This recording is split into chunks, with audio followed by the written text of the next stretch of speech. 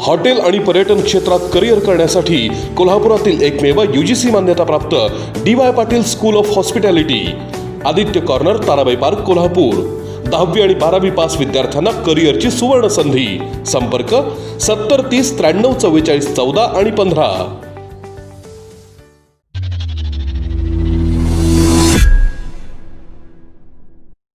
महाराष्ट्रभर कोरोनाचा कहर सुरू असताना कोल्हापूर जिल्ह्यात मात्र एका निर्णयामुळे खळबळ उडाली आहे। आज बहुतांश वर्तमानपत्रांमध्ये एक बातमी ठळकपणे समोर आली आहे, ती म्हणजे कोल्हापूर जिल्हा परिषदेने कोरोनावरील औषधांचा पुरवठा थांबवण्याचा निर्णय घेतलाय। 5 ऑक्टोबरपर्यंत हा पुरवठा थांबवण्यात येणार आहे। तशा आशयाचं पत्र जिल्हा परिषदेचे मुख्य कार्यकारी अधिकारी अमन मित्तल यांनी स्थानिक स्वराज्य संस्थांना दिल्याचंही बोललं जातंय। मुळात हा निर्णय घेण्यामागे कुणाचं हित जपलं जातंय, हा निर्णय घेतल्यामुळे कोणकोणते तोटे होणार आहेत, या विषयावर चर्चा करण्यासाठी आज आपल्या सोबत उपस्थित आहेत भाजप वैद्यकीय आघाडीचे जिल्हाध्यक्ष रणजित जाधव। जाधव साहेब, हा निर्णय म्हणजे आत्मघात आहे का? मुळात आता हा घेतला गेलेला जो अचानक निर्णय आहे, या संदर्भामध्ये संभ्रमावस्था निर्माण अगदी 100% होणार आहे। कारण हा जो निर्णय घेतला गेला तर त्या निर्णयाच्या बाबतीत वर्तमानपत्रात आलेली आजची बातमी म्हणजे दैनिक पुढारीचा आजचा मथळा आणि हेडलाईन जर बघितली तर असं सांगते की CEO अमन मित्तल साहेब यांच्या सहीनं ही गोष्ट जाहीर करण्यात आलेली आहे। मुळात हा निर्णय घेत असताना CEO अमन मित्तल साहेबांनी म्हणजे हा जिल्हा परिषदेचा व्यक्तिगत निर्णय आहे की राज्य शासनाकडून निर्देश आलेत म्हणून हा निर्णय घेतलाय की इतरही काही अंतस्थ कारणं किंवा अशा काही गोष्टी आहेत का की ज्या गोष्टींमुळं ज्या सामान्य माणसाला कळू नयेत किंवा ज्या गोष्टींमुळे कोणाचे व्यक्तिगत सामाजिक किंवा राजकीय हित जोपासलं जात नाही, अशा अनुषंगानं हा निर्णय घेतला असण्याची शक्यता देखील दाट आहे। या बाबतीत स्पष्ट जर बोलायचं तर आजच्या वर्तमानपत्रात जर का आपण उल्लेख करायचा झाला तर एक अतिशय गंभीर गोष्ट याच्यात आपल्याला समोर आलेली आहे, ती म्हणजे जिल्हाधिकाऱ्यांनी या जिल्हा परिषदेच्या माध्यमातून औषध किंवा इतर वस्तू ज्या खरेदी झाल्या त्या संदर्भात संशयास्पद खरेदी झालेली असल्याच्या संशयानं जिल्हा परिषदेच्या खरेदीची चौकशी लावलेली आहे। बरोबर। आता मग ह्याच्या मागं कुणाचे व्यक्तिगत हात आहे का किंवा स्वार्थ आहे का, आर्थिक साठलोट काय आहे का, ह्याचा विचार करणं देखील गरजेचं आहे। दुसरी गोष्ट म्हणजे आजच्या तारखेला जिल्हा परिषदेच्या माध्यमातून सुरळीतपणे सुरू असणारा औषधांचा पुरवठा मध्यंतरीच्या काळी अचानक महानगरपालिकेला वगळून फक्त जिल्हा परिषदेच्या रुग्णालयांमध्ये दाखल असणाऱ्या रुग्णांना देण्याचा निर्णय देखील झाला। त्यावेळी देखील एक अशी संभ्रमावस्था निर्माण झाली होती आणि आज जसं तुम्ही म्हणाला की जिल्हा परिषद CEO अमन मित्तल साहेबांनी स्पष्ट केलेलं आहे की स्थानिक स्वराज्य संस्थांना इथून पुढे जिल्हा परिषदेच्या मार्फत मिळणाऱ्या सर्व सुविधा भविष्यात मिळणार नाहीत, म्हणजे 5 ऑक्टोबरच्या नंतर। मग जर का त्या मिळणार जर नसतील तर त्या संदर्भात हा त्यांनी जो घेतलेला निर्णय आहे याला शासनाकडून काय अधिकृत त्यांना मान्यता मिळालेली आहे का त्यांनी व्यक्तिगत पातळीवर हा निर्णय घेऊन जिल्हा परिषदेच्या माध्यमातून मिळणारे सर्व सेवा नागरिकांकरता या बंद केलेल्या आहेत, ह्याचं कुठंतरी त्यांनी अधिकृत स्पष्टीकरण लेखी देणं गरजेचं आहे। या बातमीमध्ये महापालिकेचे आयुक्त मल्लीनाथ कलशेट्टी यांनी केलेल्या खुलाशाचाही उल्लेख आहे। त्यामध्ये ते म्हणतायत की महापालिकेकडे याबद्दल सक्षम यंत्रणा आहे जी या औषधांचा पुरवठा करू शकेल। ही यंत्रणा इतके दिवस कुठं होती? ज्यावेळेला रेमडेसिवीरचा तुटवडा अभूतपूर्व निर्माण झाल्याचं चित्र दिसत होतं त्यावेळेला ही यंत्रणा काय करत होती? आज आणि काल एक व्हायरल होतोय मेसेज व्हॉट्सअपवर, तो म्हणजे काही दुकानांमध्ये हा रेमडेसिवीरचा साठा उपलब्ध आहे असं जिल्हा माहिती कार्यालयाच्या हवाल्यानं सांगितलं जातंय। आम्ही त्या सर्व नंबर्सवर फोन करून बघितला पण कुणाकडंही रेमडेसिवीरचा साठा उपलब्ध नाहीये। नेमकं हे चाललंय काय? मुळात प्रश्न पुन्हा त्याच ठिकाणी येणार की जिल्हा परिषदेचे CEO अमन मित्तल साहेबांनी सांगितल्याप्रमाणे की 5 तारखेनंतर आम्ही बंद करतोय आणि त्याचबरोबर कोल्हापूर महानगरपालिकेच्या आयुक्तांचं पण असं म्हणणं आहे की आमच्याकडे यंत्रणा सक्षम आहे। ह्याचा अर्थ साधा आणि सोपा काय की कोरोनाशी लढण्याकरता सक्षम यंत्रणा, याचा अर्थ कोरोनाच्या विरोधात लढण्यासाठी लागणाऱ्या बेडपासून साधन सामुग्रीपासून मिळणारी औषधं देखील आमच्याकडे उपलब्ध आहेत।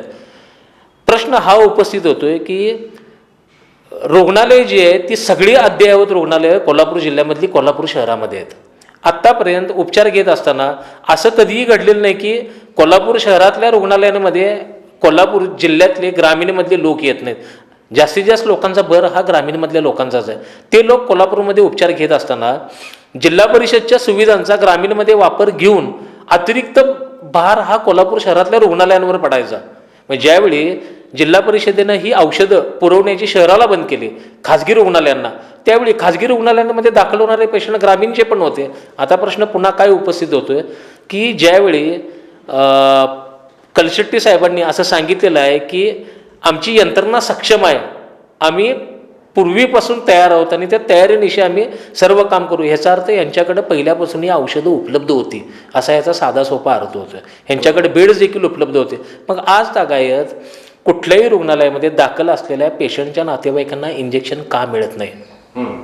दुसरी गोष्ट, जशी तुम्ही म्हणाला की जिल्हा प्रशासनाकडून जाहीर केली गेली दुकानांची नावं, जाहीर केलेली नावं म्हणजे काय? एका दुकानाचं नाव, त्याच्यापुढं कॉन्टॅक्ट नंबर आणि व्यक्तीचं नाव, त्याच्यावर संपर्क साधला तर 90% केसेसमध्ये तुम्हाला हेच ऐकायला मिळेल की इंजेक्शन उपलब्ध नाही.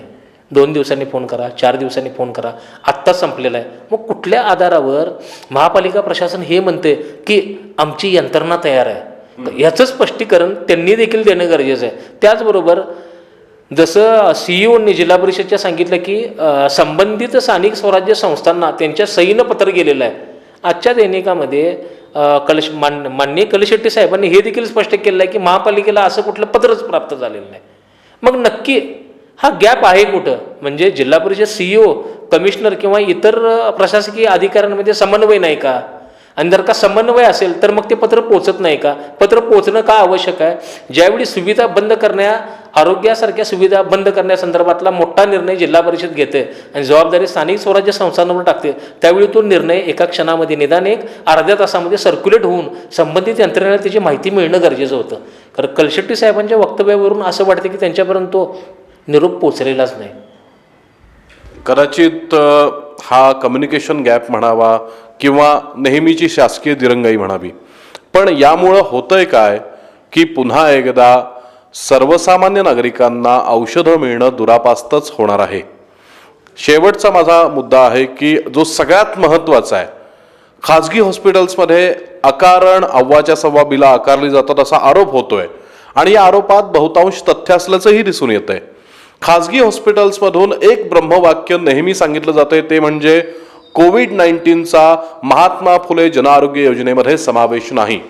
खरं तर महाराष्ट्राचे मुख्यमंत्री उद्धव ठाकरे, आरोग्यमंत्री राजेश टोपे, त्याचबरोबर जिल्हाधिकारी दौलत देसाई यांच्यासह अनेक जण याचा पुनरुच्चार करतायत की हो, आम्ही कोविड-19चा समावेश हा महात्मा फुले जनआरोग्य योजनेमध्ये केलेला आहे.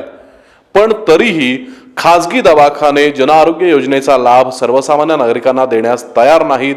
त्यांना कुठलाही लाभ दिला जात नाही. त्यांना कारण विचारलं असता ते आम्हाला कोणताही लेखी आदेश प्राप्त नाही असं धडधडीत सांगतायत. नेमकी यामागची वस्तुस्थिती काय आहे, नेमका शासनाचा आदेश काय आहे ते जरा सांगा.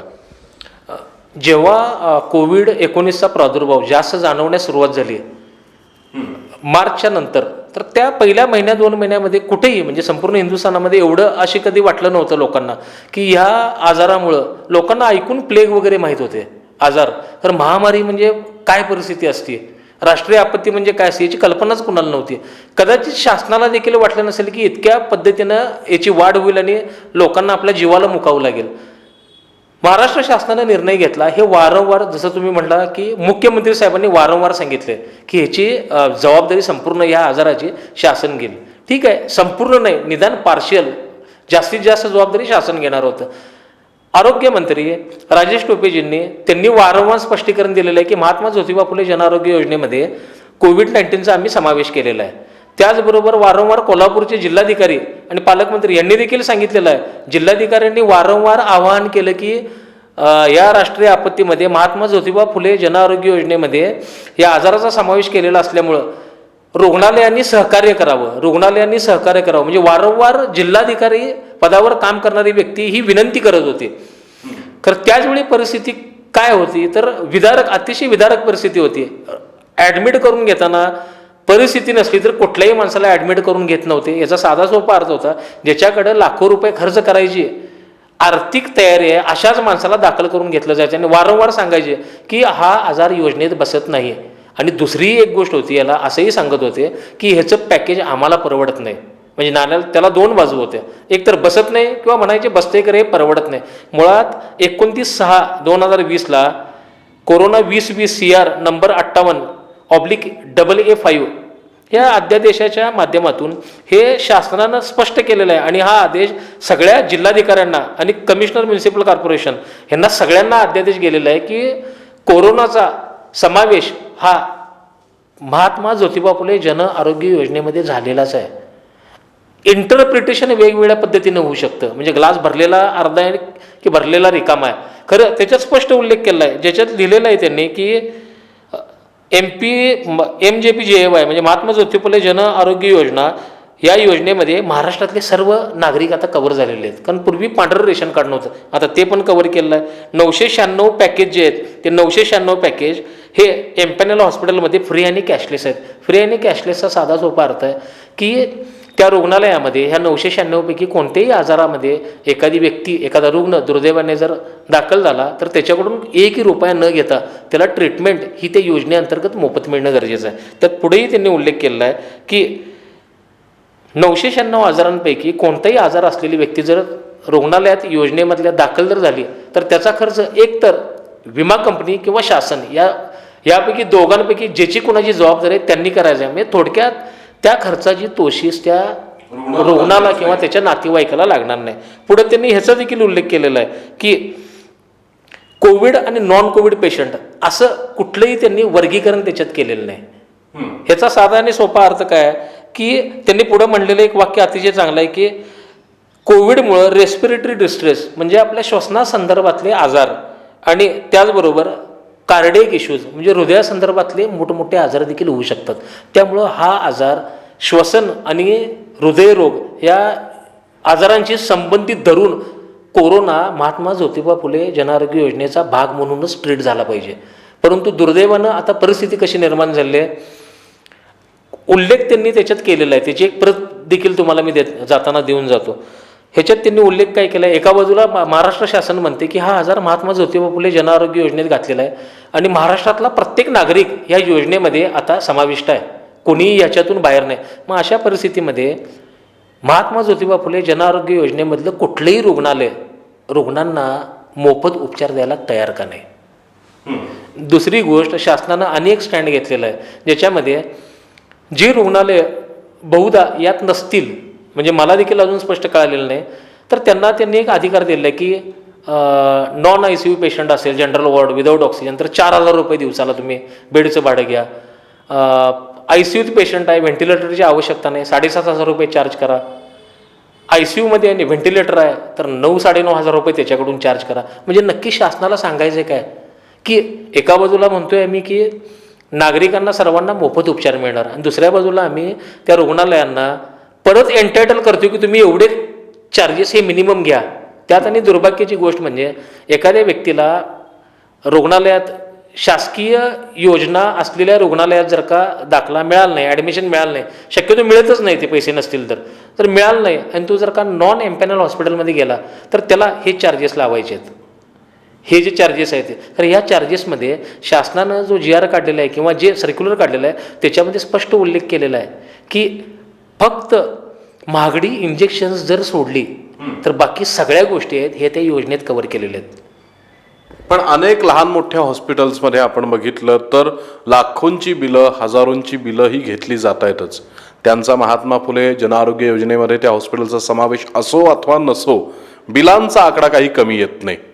मुळात ही बिलं आकारत असताना जे ठासून सांगितलं जातंय की कोविड-19चा महात्मा फुले जनआरोग्य योजनेत समावेश नाही, ही अत्यंत धादांत चुकीची गोष्ट आहे, ती खोटी गोष्ट आहे, हे स्पष्ट झालेलं आहे. पण ज्या रुग्णालयांचा महात्मा फुले जनआरोग्य योजनेत समावेश नाही अशा रुग्णालयांसाठी बिल आकारणी संबंधातले काही निकष, काही दर हे शासनानं ठरवून दिलेले आहेत. त्याचबरोबर मला एक तुम्हाला विचारायचं होतं ते म्हणजे की ही रुग्णालयं जी बिलं आकारतायत त्या बिलांचं ऑडिट जे होते तेही संशयाच्या भोवऱ्यात सापडलेलं आहे.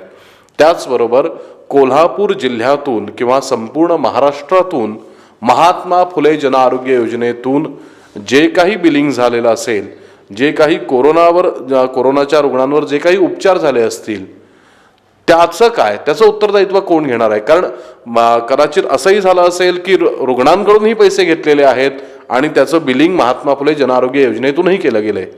असं केलं तर काय होईल? मुळात जसं सुरुवातीला मी मुलाखतीमध्ये सांगितलं की ह्या योजनेमध्ये ट्रीटमेंट घेणारे जे रुग्ण आहेत त्यांना ही योजना फ्री आहे किंवा कॅशलेस आहे. ह्याचा अर्थ ह्या योजनेमध्ये दाखल केल्यानंतर त्यांच्याकडनं पैसे घेऊच शकत नाही. जर घेतले असतील तर तो गुन्हा आहे. जर गुन्हा झाला असेल तर त्यांच्यावर गुन्हे दाखल होणं गरजेचं आहे. हे काम कुणाचं आहे? हे प्रशासनाचं आहे. आता महात्मा ज्योतिबा फुले जनआरोग्य योजना जरी महाराष्ट्र शासनाची असली तरी याच्यावर नियंत्रण कोणाचं आहे? तर TPA आहेत, थर्ड पार्टी ॲश्युरन्स कंपनीज, ज्यांचे डिस्ट्रिक्ट कोऑर्डिनेटर आहेत, त्यांचे डिस्ट्रिक्टचे अध्यक्ष असतील, त्यांचे सुपरवायझर असतील, ह्या लोकांनी ह्या रुग्णालयामध्ये जाऊन रुग्णांशी भेटून संपर्क साधणं गरजेचं आहे. प्रत्येक रुग्णालयामध्ये आरोग्य मित्र आहेत. कारण दुर्दैवानं त्या रुग्णांना सपोर्ट देणारी जी यंत्रणा आहे ती यंत्रणा कदाचित रुग्णालयांना सामील असण्याची शक्यता आहे. मी स्पष्टच बोलायचं तर जर काहीच होत नाही, काहीच, आणि बऱ्याच रुग्णालयांमध्ये असे पण बऱ्याच रुग्णालयांमध्ये हे डोळ्यापुढे आलेलं आहे की काउंटरवर बसलेला महात्मा ज्योतिबा फुले जनआरोग्य योजनेचा आरोग्य मित्रच म्हणतो की तुमचा आजार योजनेत बसत नाही. मुळात बसलेली व्यक्ती ही दवाखान्याचा भाग नव्हे, ती महात्मा फुले योजनेचा पण भाग नव्हे. थर्ड पार्टी ॲश्युरन्स कंपनीनं डॉक्युमेंट प्रोसेस करण्याकरता रेशन कार्ड, आधार कार्ड किंवा ओळखपत्र घेणे, स्कॅन करणे आणि पाठवणे एवढ्या कामाकरता ठेवलेला तो एक व्यक्ती आहे. तो माझ्यासारखाच एक सामान्य ग्रॅज्युएट म्हणजे डिग्री होल्डर आपण म्हणू शकतो अशी एक व्यक्ती आहे. त्या व्यक्तीला आजाराबद्दल काहीही कळत नाही. तो डॉक्टर नाही, तो स्पेशालिस्ट नाही. ती व्यक्ती आलेल्या रुग्णाच्या नातेवाईकांना डायरेक्ट सांगते की तुमचा आजार योजनेत बसत नाही. मग ह्याचा अर्थ काय आहे? मग यंत्रणा कुठं आहे? आता कुंपणच शेत खाल्ल्याचा प्रकार आहे हा. मुळात एक तर बसत नाही म्हणून सांगणं हे त्यानंच चुकीचं आहे, कारण तो त्याला अधिकार नाही. बसत असताना न घालणं हे डॉक्टरांच्या एंडला चुकीचं आहे. आणि योजनेतला आजार असताना वरून पैसे घेणं म्हणजे मुळात तुम्ही फसवणूक कोणाची करताय? महाराष्ट्र शासनाची करताय. कारण शासनाची योजना तुम्ही ॲग्रीमेंट MOU साईन करून घेतलेली आहे, ज्याच्यामध्ये तुम्ही लिहिले की या ठराविक आजारांकरता मी ठराविक पॅकेजमध्ये उपचार द्यायला तयार आहे आणि ती पॅकेजची रक्कम विमा कंपनी मला देणार आहे, नातेवाईकांकडून मी घेणार नाही. सिम्पल कॉन्ट्रॅक्ट आहे. मुळात ते जर का हे फॉलो करत नसतील तर ते शासनाची फसवणूक करतायत, विमा कंपनीची फसवणूक करतायत आणि सगळ्यात महत्त्वाचं म्हणजे ते गोरगरीब जनतेची फसवणूक करायला आहेत. आणि ह्याच्यामध्ये ते जे MOU झालेलं आहे ते MOUमध्ये ठराविक एका घटकाला त्यांनी अधिकार दिला आहे की ह्याची चौकशी लावावी. 2 वर्षापूर्वी अशीच चौकशी लागली कोल्हापुरातल्या दवाखान्यांसंदर्भात की सिस्टीमच्या बाहेर जाऊन त्यांनी वेगळं काम केलं, लोकांकडून पैसेवर घेतले. एका वेळी 11 ते 12 दवाखाने योजनेतून उडाले. आज परिस्थिती अशी नाही की कुठला दवाखाना योजनेतून उडावा. आपली इच्छा ती नाही की एखादी संस्था आस्थापना किंवा एखाद्या डॉक्टरला गालबोट लागावं. कुठंतरी नैतिक भान ठेवून त्यांनी योजनेत ज्यांचे आजार बसतात त्यांना योजनेमध्ये उपचार देणं आणि ज्यांच्याकडं योजनेमधले दवाखाने नाही आहेत अशा लोकांनी शासनानं ठरवून दिलेल्या नियमामध्ये तेवढेच चार्जेस घेऊन त्या लोकांना बरं करून घरी पाठवून देणं गरजेचं आहे, जे आत्ता होत नाही. यासाठी भारतीय जनता पक्ष वैद्यकीय आघाडी म्हणून तुमची काय भूमिका असणार आहे किंवा एक प्रभावी विरोधी पक्ष म्हणून भारतीय जनता पक्षाची काय भूमिका असेल? महाराष्ट्रामध्ये आता कोल्हापूरमध्ये जे सुरू झालं आहे हे काम काय आज चालू नाही. आदरणीय चंद्रकांतदादांच्या नेते आमचे चंद्रकांतदादा पाटील दादांच्या नेतृत्वाखाली 2015 पासून या कामाला सुरुवात झालेली आहे. अखंड काम करणारा बहुधा महाराष्ट्रातला भारतीय जनता पार्टी हा एकमेव पक्ष असावा ज्या पक्षाच्या माध्यमातून आरोग्यासाठी कोल्हापूरमध्ये स्वतंत्र कार्यालय देऊन ह्या कामाची सुरुवात झाली. म्हणजे आकडा मोजण्याच्या पलीकडे आहे की महात्मा ज्योतिबा फुले जन आरोग्य योजनेतून किती हजार लोकांना सुविधा भारतीय जनता पक्षाच्या माध्यमातून दिल्या ते कुठं आम्ही नोंद देखील केलं नाही, गरज देखील वाटली नाही, कारण काम तेवढं होतं. नैतिक जबाबदारी म्हणून हेच काम करत असताना आदरणीय चंद्रकांत दादा असतील, महेशजी जाधव असतील, आमदार अमलजी माडिक, शौमिका माडिक वहिनी म्हणजे आता जिल्ह्याच्या महिला अध्यक्ष आहेत, समरजित सिंह राजे घाडगे आता जिल्हा अध्यक्ष ग्रामीण आहेत, आदरणीय पक्षाचे आमचे ज्येष्ठ नेते धनंजयजी माडिक, ह्या सगळ्यांचा इतका प्रचंड सपोर्ट आहे या गोष्टी करता. म्हणजे ह्या गोष्टीमध्ये लागणारी कुठलीही गोष्ट ह्या सगळ्यांकडून आदरणीय चंद्रकांत दादा ते धनंजय माडिक आणि बाकी सगळे नेते हे सगळे या बाबतीत सक्रिय आणि अतिशय आक्रमक आहेत. फक्त दुर्दैवानं काय झाले आज ह्या विषयामध्ये ज्या लोकांनी रस दाखवून समाजाप्रती आपण देणं लागतोय ते देणं काय ह्याची जाणीव ज्यांना झालेली नाही तो डॉक्टर पेशातला वर्ग हा वर्ग जाणून बुजून याच्याकडे दुर्लक्ष करत असल्यामुळं थोड्याफार कठोर भूमिका आता विरोधी पक्ष म्हणून भारतीय जनता पक्षाच्या वतीनं आणि विशेषतः वैद्यकीय आघाडीचा अध्यक्ष म्हणून कदाचित येत्या दिवसांमध्ये आम्हाला ही पावलं देखील उचलावी लागतील. पण हे सगळं करत असताना तुम्हाला अनेक गोष्टींची भीती असेल, कारण तुमच्यावर दबाव आणला जाईल, तुम्हाला प्रलोभनं दाखवली जातील, कदाचित तुमच्यावर हल्लाही केला जाऊ शकतो. तर अशा वेळेला तुम्ही काय भूमिका घ्याल? नाही, मुळात एक गोष्ट अशी आहे की ज्यावेळी या कामाला सुरुवात केली त्यावेळी माझं स्वतःचं करिअर मी सोडलं. म्हणजे कुटुंबाचा विचार न करता माझी नोकरी गेली म्हणण्यापेक्षा मी सोडली त्याला जबाबदार कोण नाही. माझा मुलगा 10वीला होता त्यावेळी. माझ्या मुलग्याचं कॉलेजचं शिक्षण कसं होणार काय होणार अविवेकी वृत्तीनं निर्णय घेतला असं लोकांना वाटलं त्यावेळी. खरं एक विचार माझ्या डोक्यात ठाम होता की ह्या समाजाला आपण काहीतरी देणं लागतोय. त्यामुळे हे ठरवलेलं होतं की आपल्या आयुष्यात या कामाला आपण सुरुवात केली. हॉस्पिटल इंडस्ट्री फार मोठी इंडस्ट्री आहे साहेब. त्यामुळे ह्या इंडस्ट्रीच्या विरोधात काम करणं तेवढं सोपं नाही. मी इंडस्ट्रीच्या विरोधात किंवा एखाद्या डॉक्टरच्या विरोधात काम करत नाही. माझा विरोध या क्षेत्रामध्ये चालू असलेल्या माल प्रॅक्टिसेसमधून सामान्य माणसाला जास्तीत जास्त न्याय कसा मिळवून देता येईल त्या अनुषंगाने मी काम करतोय. त्यामुळे ह्याच्या आधी बऱ्याचदा प्रकार झालेले आहेत. ओळखी सांगणं, धमक्या देणं, म्हणजे 1-2 वेळा असे प्रकार झाले की वाटले की आज आपण घरी जाऊ किंवा पण नाही. खरं आता तो वसा घेतलेला आहे आणि हा घेतलेला असताना जिल्ह्याचं नेतृत्व, पक्षाचे राज्यस्तरीय नेते दादा असतील, या सगळ्या लोकांचं इतकं ठाम आणि इतकं जबरदस्त पाठबळ आमच्या मागं की आजच्या तारखेला कोल्हापूर जिल्ह्यामध्ये 1000पेक्षा जास्त स्वयंस्फूर्तीनं काम करणारी आरोग्याशी जोडले गेलेली लोकांची टीम आमची तयार झालेली आहे. म्हणजे प्रत्येक तालुक्यामध्ये, प्रत्येक गावामध्ये, प्रत्येक ठिकाणी, प्रत्येक कोल्हापूर शहराच्या प्रत्येक वॉर्डमध्ये 2-4 लोक मिळतील की जी आज आरोग्यासाठी डेडिकेटेड काम करतात. आणि भविष्यात तसा काही दुर्दैवी प्रसंग घडलाच म्हणजे ठरवून जाणून बुजून कुणी काही जर केला तर त्याला सामोरं जायची माझी तयारी असेल. एकंदरीतच हा जो काही जिल्हा परिषदेचा घेतलेला निर्णय आहे हा काही अंशी चुकीचा आहे, आत्मघातकी आहे. त्याचबरोबर कोल्हापूर जिल्ह्यासोबतच संपूर्ण राज्यभरात महात्मा फुले जन आरोग्य योजनेमध्ये कोविडचा समावेश नाही अशी जी लोणकडी थाप मारली जाते ती कशी चुकीची आहे हेही आपण पाहिलं. पुढच्या भागामध्ये आपण पाहणार आहोत ज्यांच्या कोविड-19मुळं त्रस्त झालेल्या किंवा कोरोनाग्रस्त रुग्णांच्या ज्यांना जी बिलं आकारली गेली होती त्या रुग्णांना त्या 1.25 बिलांची आकारण्यामागची हकीकत, त्या रुग्णांना त्या दवाखान्यांमध्ये उपचार घेत असताना आलेले अनुभव, या सगळ्या गोष्टींचा आपण टप्प्याटप्प्यानं उहापोह करणार आहोत. मगाशी म्हटल्याप्रमाणे की ही लढाई कुणाविरोधात नाही आहे, ही लढाई एका प्रवृत्तीविरोधात आहे जी प्रवृत्ती कुठल्याही गोष्टीत फक्त अर्थ शोधत असते. त्यामुळं पाहत रहा लाईव्ह मराठीवरचा हा आमचा विशेष कार्यक्रम. तोपर्यंत नमस्कार, धन्यवाद. आजच आमचे लाईव्ह मराठीचे यूट्यूब चॅनेल सबस्क्राईब करा आणि नोटिफिकेशनसाठी बेल आयकॉनवर क्लिक करा.